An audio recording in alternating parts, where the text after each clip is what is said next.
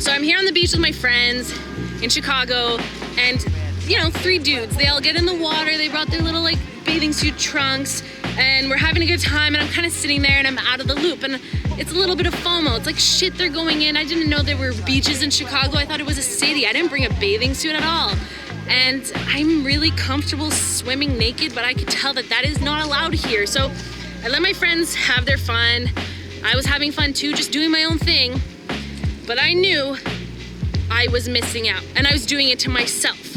What I was doing was I was letting the environment get in my head. I was letting the environment tell me that you should not take off your clothes and go in the water. Like something that is so simple, but it's so stigmatized. Like, you don't know the rules here and it's probably not allowed. It's not. And finally it starts to rain a bit and my friends are down in the water, and I actually put on my socks and my shoes. And I knew what I was doing. I started to get in my head. I started to be like, Spenny, like, this isn't you. You're not afraid. And even when you are afraid, you just go for it. So what are you doing? Why are you letting things psych you out? Oh, because it's not allowed. And honestly, it just came to the point where it was like, fuck it. Owen, Tyler talked about this at the hot seat, at the free tour last night. He said, when you have an idea to do something, it's best to do it right away. And that was fucking me up, because I thought, I know that's the truth. I know you should do it right away, no hesitation. Don't let yourself and the environment psych you out. And that's what was happening, these slow like messages of like, don't do it, you're not allowed. You're having a good time anyways. And I knew, I was checking myself, I know like, if I leave this beach without doing what I wanna do, I won't get the most out of the rest of the weekend. Like if I can't say yes to this little thing, how am I gonna be able to say yes to the hot seat events coming up and all the things that will come up for me there? Because things always come up at these events. So, as you can see, the beach here, it's not too busy because it started to rain. And the lifeguard, my new friend, the lifeguard boy, he ended up at the other end of the beach, and I thought, this is it, this is my only chance. I just put my shoes on, but I'm like, fuck it. My body says yes. My brain might say no, but it's a yes. I take my shoes off, I go to the shore, I take my clothes off, and boom, I just dive in. I just dive in. My boyfriends over there played it really cool, which I appreciate. The lifeguard boy over here had to come and rescue me, and he was like, you really can't do that. He's been working as a lifeguard here for over a year. He said he and the other girl working here has never seen anyone get naked and go on the water, which I thought, that's so weird. I said I'm from Canada, it might be different there, but anyways, a lot of fun. So this is my first installment of vlogging for the Chicago RSD event. I did not record last night at the free tour because I like to keep a safe space. I don't like to have a camera around other dudes that might think that I'm like an undercover, I don't know what. I don't like to make people feel hostile and like that they need to correct themselves or put a front on. Like if you watch my videos, you understand that I want people to break through their friends and to let go. So I don't want to ever make a hostile environment, which is why I don't always vlog officially at the events. But I'm in Chicago. This probably won't be the last video I make here. I'm having a great time. I'm pumped that I did that, because if I hadn't done that, I would just keep saying no.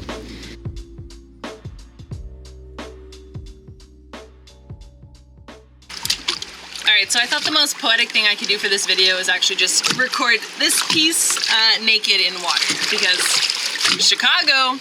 So Chicago was a few weeks ago, and I lost a segment of video where I tie some ideas together that I learned from the free tour, the hot seat. And primarily I was taking a lot of notes when one person was speaking, and that is the new RSD instructor named Maze, RSD Maze. And someone that anyone who watches these videos, you'll be seeing a lot of him, and I'm really lucky. I've been able to see him the last few months that I've toured different hot seats. It's Maze from Real Social Dynamics. Welcome to Boston, Massachusetts. Come on, that's all y'all got? How y'all doing? So Maze talks a lot about this concept of stacking your wins. Stacking your wins. Am I good enough? Should I do this? Am I really good enough to be doing this? Can I approach her? Fuck that question, bro. And then what is the win? Stack your wins. What have you learned? Those are both wins. What are the wins? That's it. It's not how do I look. That question will never serve you. the day after the free tour, where Maze was saying that when I was at the beach in Chicago and I was missing out and I was enduring some degree of FOMO while my friends were in the water having some fun, and all that was really stopping me was the law and knowing that I want to go naked and that's how I want to do it. I'm an all or nothing kind of girl. It's either not happening or it's definitely happening, and I knew like if I don't do it, I'm gonna miss out on so much if I don't do it. So Maze talks about stacking your wins, and I had the idea for the weekend that the theme really was stacking the yeses, and how I took his concept and I just changed the language to relate to me, because that's something I really believe in. When you're learning from people and it's not 100% resonating, find a way that it does indeed resonate, because there is a way. Get creative. There's a way that things will make sense for you. Know yourself and know how to adapt language and ideas in a way that it's like, oh, right, that clicks. So, Maze, thank you. Stacking the wins. It goes back to like what I just said, actually. It's fuck the question, how do I look? And then stacking my wins. It's pushing myself into an active flow state. That's how, like, when you're in a flow state, it pattern breaks. So it pattern interrupts. Whatever your day-to-day life is, your zombie-like state, it breaks that. Spenny, stacking the yeses. So, first of all, I said yes to a stranger who invited me to stay at his home in Chicago. He invited me. I had no plans to go to Chicago, none. But he invited me, and it's kind of like, well, yeah, let's do it. That was the first yes. And then it was yes to the free tour and all that happened there. And then it was yes to the information that Maze was sharing with us, and Luke and Owen and Todd and whoever else was there. And then it was yes to my friends who needed a place to stay, who would have stayed in their car. It was yes to them. And now all of a sudden we're having this huge slumber party in this home of this person who just invited me over through the internet. And then it was the dilemma of shortly into the trip, do I say yes to the water? Naked. Well, if I don't say yes, I know what's gonna happen in my brain. I'm gonna lose that momentum. I'm gonna lose the yes momentum. I'm gonna start saying no. And when I start saying no, it's not as deliberate as just in my actions, it's also in what's going on in here. So if I said no, and I create that no momentum, that no, I reject myself and what I could be capable of and capable of doing and feeling about myself. Once I go to the hot seats for the duration of the weekend, where's my head gonna be at the hot seats? I'm just gonna be saying no. And maybe not deliberately. Maybe it means that I participate in every single activity, but it's still coming from a place of saying no. That's funny, I ran out of battery right at that no. I was gonna say no. It's coming from a place of saying no.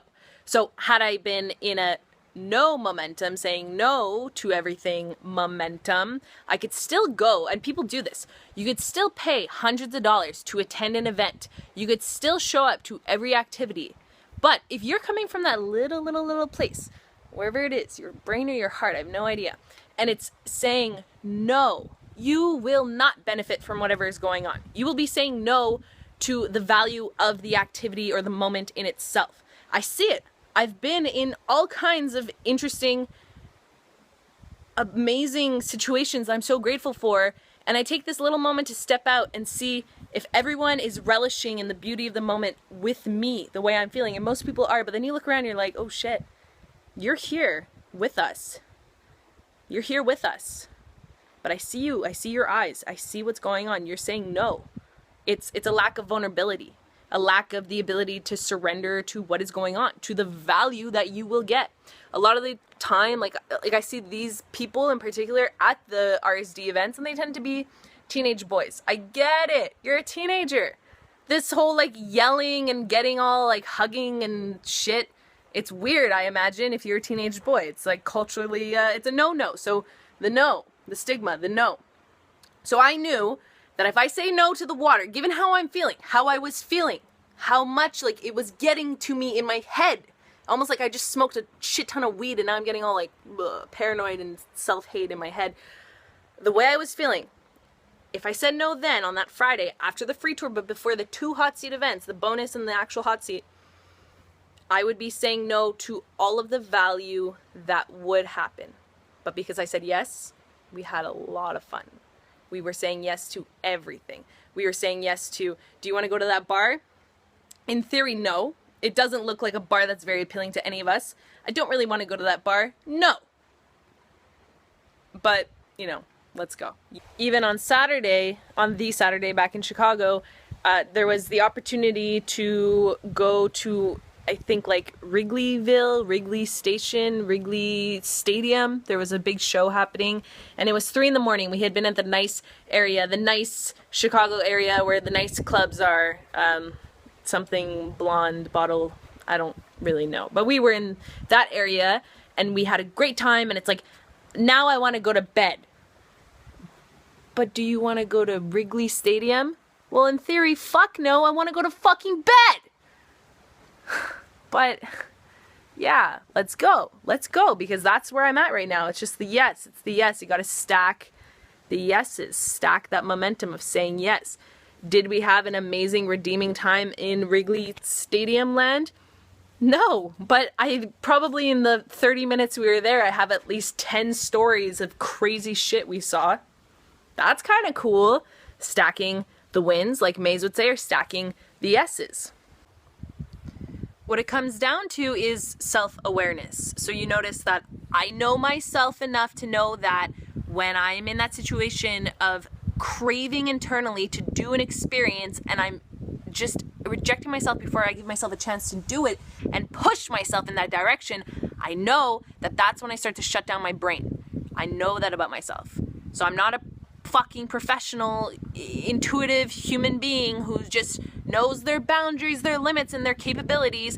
I've just had enough situations that I deeply regret not acting upon to know better today, to know better back in Chicago, to continuously know better. And I still learn from all the times I'm coming from a place of saying no.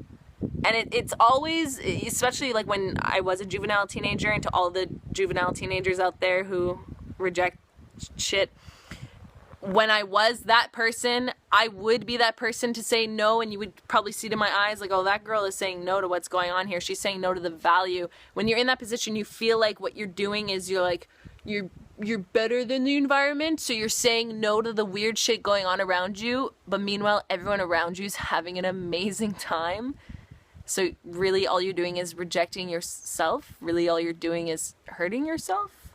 So I know better. I'm 22 and I know better, and I will continue to know better. So it really comes down to self-awareness and this ability to just speak a language that makes sense to you. And like I said earlier, back in the water, when I'm learning shit, all kinds of shit, I learn all kinds of shit, I'm always adapting the language to make sense to me and my map of the territory. Because I like to learn from all kinds of people, and they don't all actually resonate. There's some people that it's like, I don't want to be you, but that's cool. I'm going to take that nugget of value. It's not really making sense. A lot of the pickup shit doesn't always make sense to me as a woman. When some of the language is a bit misogynistic, it's like, oh, I want to say no to that. But like in theory, actually what you're saying is really interesting. So I'm going to tweak it and have it make sense to me. I hope you enjoy this video, and I'm going to wrap it up by showing something I shot in Chicago with my friend Michael, who is I love this kid so much. He's so happy, and we're just going to go straight into it. And I want to introduce it because I want to say, first of all, thank you RSD Maze. Everyone go look at Maze. Maze is going to blow RSD through the roof. But now, time for Michael, and I like to call this Happy Michael Reveals Shocking Truth About Pickup Artist Seminar. Check it out. All right, it's me and Michael.